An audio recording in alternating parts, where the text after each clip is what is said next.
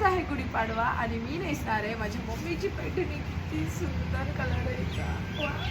साज ह्यो तुझा जीव माझा गुंतला ग, उषाखाली फोटो तुझा चांद रातीला, तुझ्या वेणीतल फूल म्हणून विसावल मन, त्या विसावल्या मनालाही घेना साथीला ग.